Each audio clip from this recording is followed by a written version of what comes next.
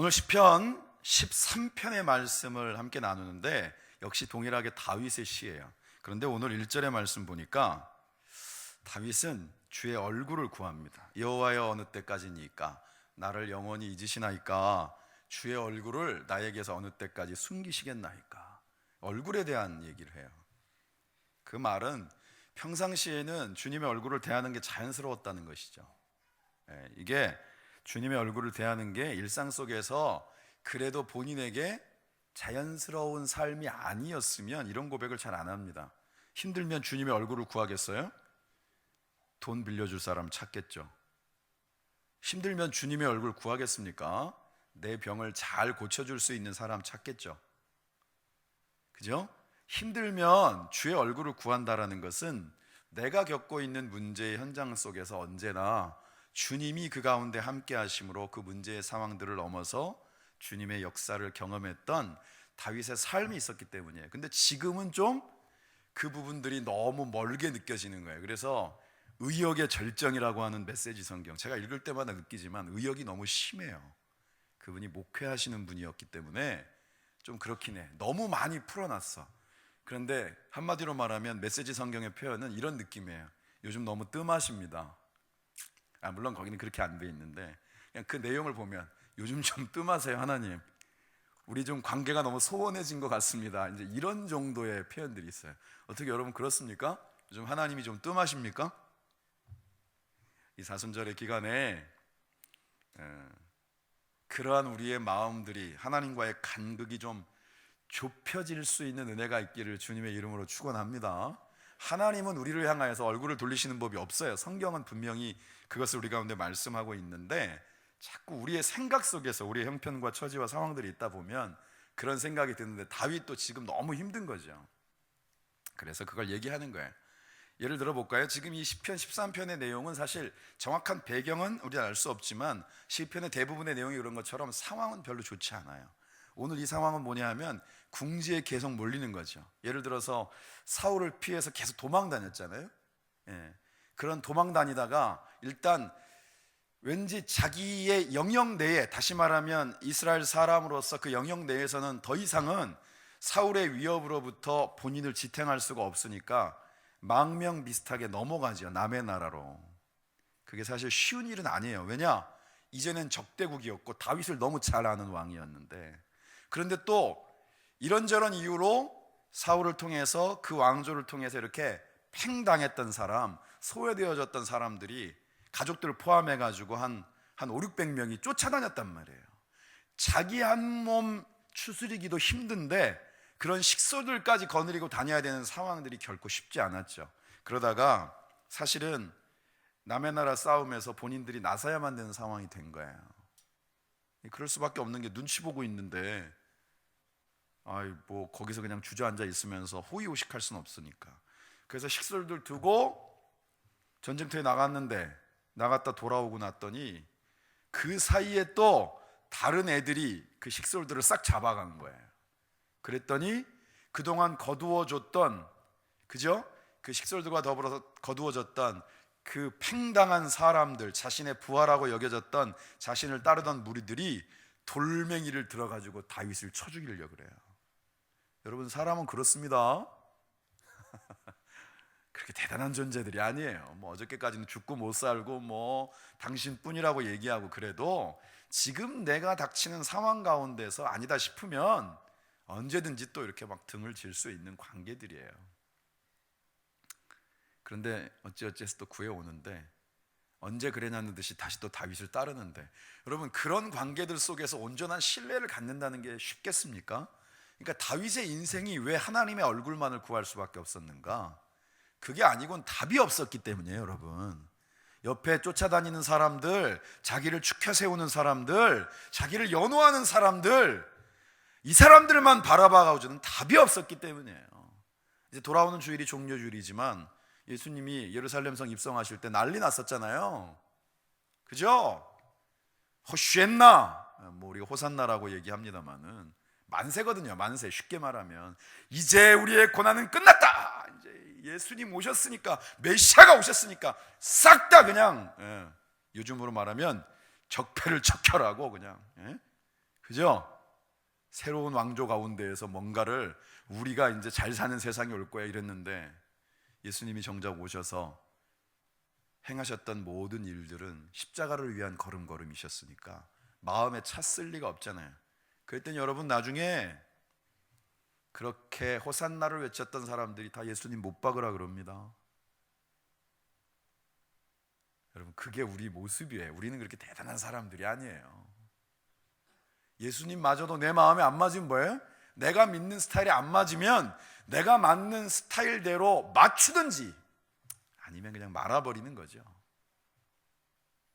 그래서 주님의 얼굴을 구한다라고 하는 것, 하나님 요즘 좀 너무 뜸하십니다. 그런데 성경을 통해서 보면 하나님은 한 번도 그러신 적이 없어요. 우리 말씀 한 구절 찾겠습니다. 이사야서 49장입니다. 여기 잘 접어 놓으시고 이사야서 49장 15절로부터 17절 같이 한번 찾아서 읽어보도록 하겠습니다. 자, 15절부터 17절. 아직 못 찾으신 분은 앞에 있는 자막을 보시면 될 것 같아요. 읽습니다. 시작.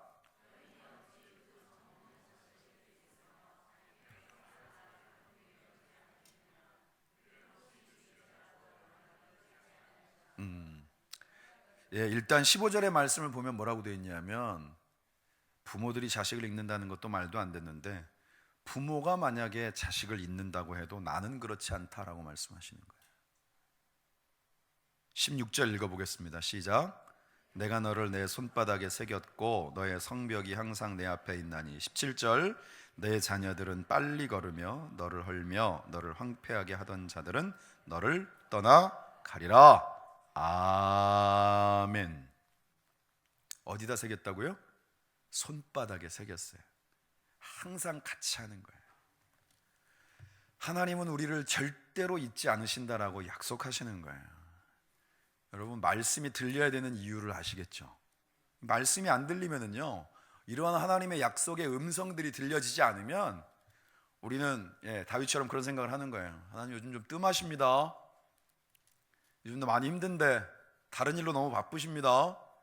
옛날엔 자주 얼굴 보여주셨는데 요즘은 다른 사람하고만 계속 눈을 맞추시네요. 막 이런 생각이 드는 거예요. 그러니까 저와 여러분들 그 누구도 하나님의 음성이 들리지 않으면 우리의 믿음이 단단하여지고 그 가운데 자라갈 수가 없어요. 신앙생활을 몇 년 했느냐는 중요하지 않아요. 지금 이 시간 가운데 우리 가운데 하나님의 음성이, 그 약속의 말씀이 들리고 믿어지면 그 가운데 우리가 딱 다른 것 말고 그 약속의 말씀 위에 발을 딱 딛고 서면 여기에서 힘이 생기는 것이지 다른 걸로는 천하 없어도 안 되는 거예요. 사람의 위로 잠깐이라니까요. 주변에 주어지는 환경 속에서의 변화, 그것도 마찬가지예요. 여러분 한결같지 않잖아요. 오늘 좋았다가 내일 또 힘들 수도 있는 것이고, 인생이라고 하는 것들이 예측할 수 없는 일들이 너무 많으니까. 그러니까 저와 여러분들 가운데는 뭐가 하나님의 이 약속의 말씀이 들려야 돼요. 이번 특세의 주제가 뭐라고요? 하나님께 소망이 있는 거예요. 소망을 하나님께 두지 않으면 누구든지 다 실족하고 넘어지고 자고함, 스스로 어깨에 뽕 놓고 막 이렇게 다니든지 아니면 낙심하는 걸 계속 반복. 예외가 없어요. 예외가. 나만 아니다. 제가 목회를 해보면요, 나만 아니다라고 하는 분들 치고 시험에 안 드는 분들이 없어요. 나만 아닌 게 어디 있습니까? 세상 가운데 여러분 나만 아닌 게 어디 있어요? 여러분들이 인생을 길게든 짧게든 살아보면 나만 아닌 게 있던가요? 이 일은 내 일이 아닌 것 같았어. 그런데 어느 순간 그게 내 일이 되고 나면 준비되어져 있지 않기 때문에 당황하고 힘들어하고 그러는 거예요. 그래서 저와 여러분들 가운데는 하나님의 온전한 음성이 들려질 수 있는 은혜가 있기를 소망합니다. 그러니까 하나님의 얼굴을 구하던 과정 속에, 말씀 속에 보면 5절이죠. 5절 한번 읽어볼까요? 시작. 나는 오직 주의 사랑을 의지하여 싸우니. 다시 한번 시작. 나는 오직 주의 사랑을 의지하여 싸우니 나의 마음은 주의 구원을 기뻐하리이다.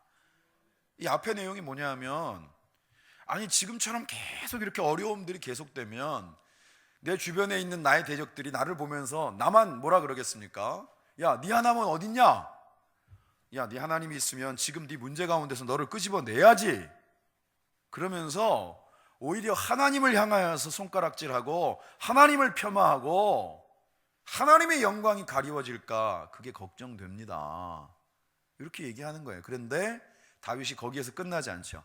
시편의 모든 내용들은 지금의 이런 시편 13편처럼 탄원의 내용들, 하나님 힘듭니다, 어째서 하나님의 역사하심의 삶의 자리가 이렇습니까? 라고 얘기하다가도 그렇게 끝나지 않아요. 다시 하나님 붙잡고 소망 가운데 마무리가 돼요. 5절이 그 전환점이에요. 나는 오직 주의 사랑을 의지하였사오니. 여기에 이 주의 사랑이라는 표현이 원어로 헤세드라는 말을 써요.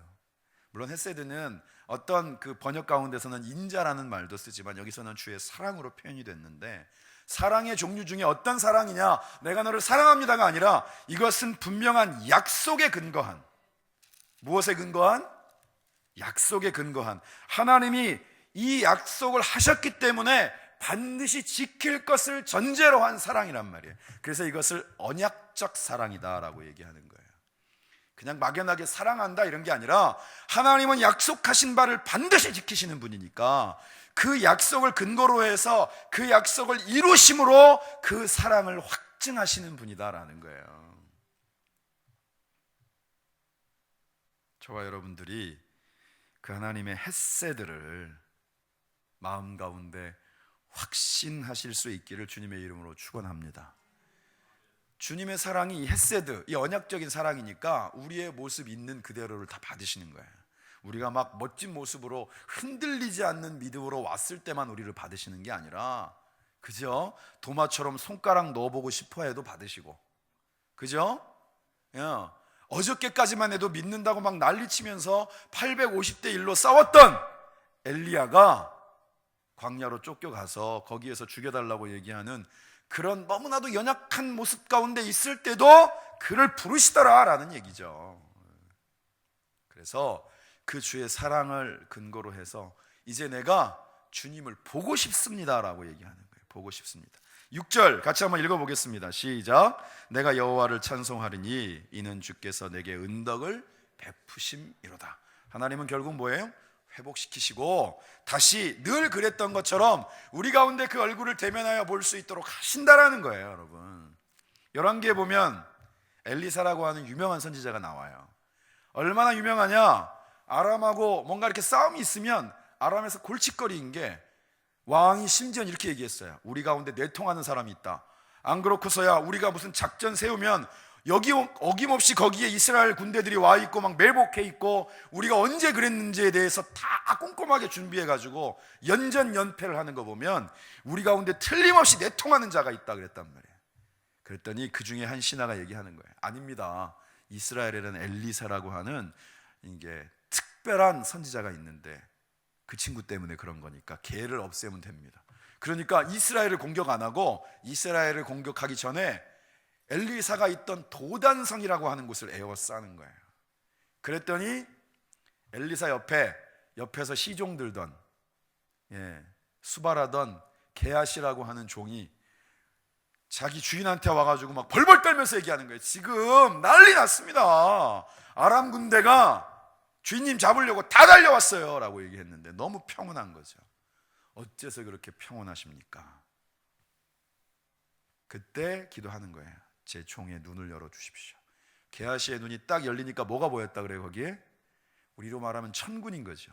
불말과 불병거가 그 도단성을 꽉 채우고 있어서 온 아람 군대보다 훨씬 많은 것들이 보였다 그랬단 말이에요. 주의 얼굴을 보기를 원했던 이유가 뭘까요? 그래야 이길 수 있는 거예요. 그런 하나님의 역사와 섭리와 나를 붙잡고 계시는 것에 대한 그 약속의 말씀이 믿어져야 여러분 갈 수 있는 것이지, 안 그러고는 여러분 결심했어 이런 걸로는 안 돼요. 여러분. 그래서 오늘 이 밤에도 우리가 주님 앞에 기도할 때 그러한 눈을 열어 주옵소서, 그 믿음을 내 가운데 더 견고케 하옵소서, 그렇게 저와 여러분들이 기도할 수 있기를 소망합니다. 안 보이면은요 자꾸 딴 데 눈이 가요. 잘 보이는 거, 확실하다고 여기는 것에 우리의 마음들이 분명하게 간단 말이에요. 그러려면 우리가 뭘 봐야 돼? 하나님의 약속의 말씀을 봐야 돼요. 주의 말씀이 들리고 약속의 말씀이 보여야 되고, 이게 믿어져야 우리 가운데서 정말 힘 있는 기도가 하나님 앞에 드려지게 될 줄 믿습니다.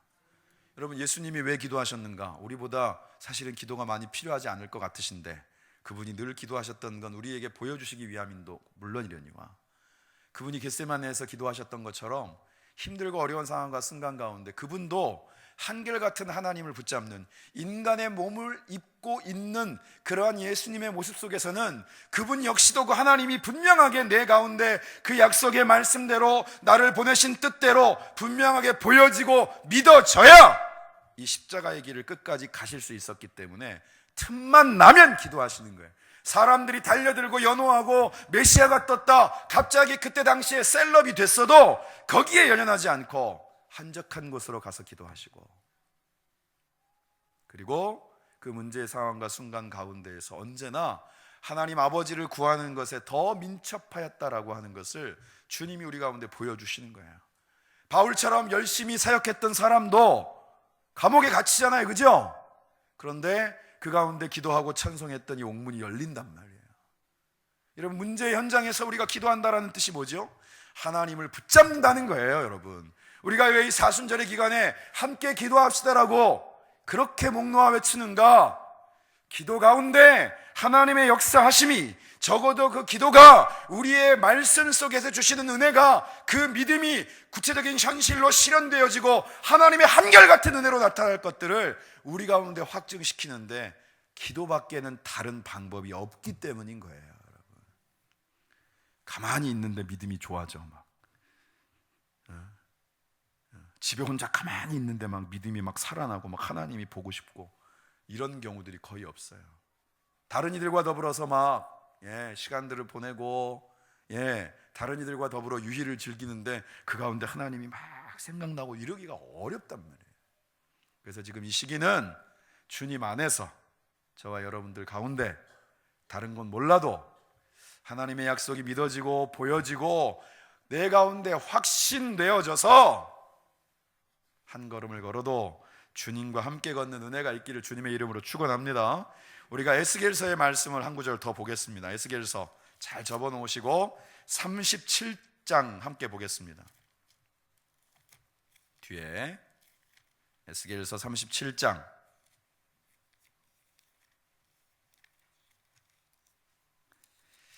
3절의 말씀을 같이 함께 읽겠습니다. 에스겔서 37장 3절 한 목소리로 찾으셨습니까? 받들어 읽습니다. 시작. 그가 내게 이르시되 인자야 이 뼈들이 능히 살 수 있겠느냐 하시기로 내가 대답하되 주 여호와여 주께서 아시나이다. 한 번만 더 읽을까요? 시작. 그가 내게 이르시되 인자야 이 뼈들이 능히 살 수 있겠느냐 하시기로 내가 대답하되 주 여호와여 주께서 아시나이다. 아멘. 에스겔이 활동할 때 당시의 상황들은 이미 북이스라엘은 망했고 남유다도 다 기울어 가지고 이제는 끈 끝에만 딱 떨어지는 순간이에요. 그런데 나라가 그 위기 가운데 있음에도 불구하고 그 망한 나라 가운데서 사람들은 여전히 싸우고 있고, 그리고 하나님 아닌 우상을 섬기는 일들이 더 횡행하고 있고, 깨어 기도해야 될 때에 기도하지 않고 있고, 오히려 세상과 연합하고 죄를 먹고 마시며 살고 있었단 말이에요. 그때 에스겔이 얘기하는 거죠. 하나님, 도대체 이 땅에 소망이 있습니까? 지금 이 땅 가운데 정말 소망은 있습니까? 그랬더니 에스겔 37장에서 하나님께서 이 마른 뼈의 환상을 보여주시는 거예요. 딱 보니 해골들만 있어. 여러분, 해골 보신 적 있어요? 웬만하면 안 보시는 게 좋습니다. 그러니까 한마디로 생기라고는 찾아볼 수 없는 그런 해골들만 잔뜩 쌓여있는 그러한 모습들을 보고, 그때 그것을 바라보고 있는 에스겔을 향하여서 하나님이 주시는 말씀이 바로 3절이에요. 그가 내게 이르시되 인자야 에스겔을 향하여서 얘기하시는 거죠. 이 뼈들이 능히 살 수 있겠냐? 보기에는 다 그냥 나뒹굴고 있고 생기는커녕 소망 하나 없어 보이는 이것들을 바라보면서 살아날 수 있겠냐라고 물으시는데, 이때 에스겔이 굉장히 지혜로운 대답을 해요. 뭐라고 얘기하냐면, 주 여호와여, 주께서 아십니다. 나로서는 소망을 얘기할 수 없고, 나로서는 이 환경이 바뀌어질 것을 얘기할 수 없고, 나로서는 이것이 어떻게 살아날 수 있는가에 대하여서 감히 상상조차 할 수 없지만, 하나님이 하시면, 주님이 하시면 하실 수 있습니다. 여러분, 그게 믿음이에요. 여러분들이 하는 게 믿음이 아니고 하나님이 하실 것을 믿는 게 믿음이에요. 마른 뼈들이 살아나고 소망이 없다라고 여겨지고 그냥 다 끈떨어지고 아무것도 가능성을 갖지 않고 있는 불가능한 현장 가운데 그것을 하나님의 역사하심의 현장으로 바꿔내는 능력이 하나님께 있다. 그것을 믿고 기도하시는 저와 여러분들이 되시기를 소망합니다. 예수 믿는 사람은 딴 거 아니에요. 그게 힘인 거예요. 그게 힘이에요. 오늘 저와 여러분들 가운데 하나님께서 이 우리의 삶의 순간과 현장들을 통하여서 아무리 소망 없어 보이는 곳 가운데서도 하나님은 하나님의 역사를 반드시 이루어내시는 분인 줄 믿습니다. 그러니까 이 사순절의 기간은 고난만 묵상하는 게 아니라 그것이 부활의 출발이 되고 영원한 생명의 시작이 되어지는 것을 묵상하는, 우리의 삶에 있어서 그리스도가 내 안에 오셨다라고 하는 것이 얼마나 벅찬 감격인가. 우리의 삶이 세상에 수도 없이 많은 것을 가지고 있는 사람들보다 훨씬 값진 인생이다라고 하는 것을 다시 한번 확신하는 시간이 바로 또 이 사순절의 기간인 거예요. 아까 우리가 함께 나눴던 찬송의 가사처럼 십자가가 우리를 날마다 새롭게 하는 은혜, 죽었는데 살아나시고 다 끝난 것 같은데 새로운 출발이 그 가운데 있고, 우리의 소망 없음이 하나님의 강력한 역사의 시작이 되어지는 은혜, 그것들이 여러분 개인의 삶 속에, 여러분들의 가정 가운데 주님의 몸된 길교회를 통하여서 이 나라 이 민족 가운데 이루어지는 놀라운 은혜를 저와 여러분들이 함께 기대하고 함께 기도하는 오늘 이 밤이 되어지시기를 주님의 이름으로 축원합니다. 축원합니다. 우리 아까 불렀던 찬송 같이 부르고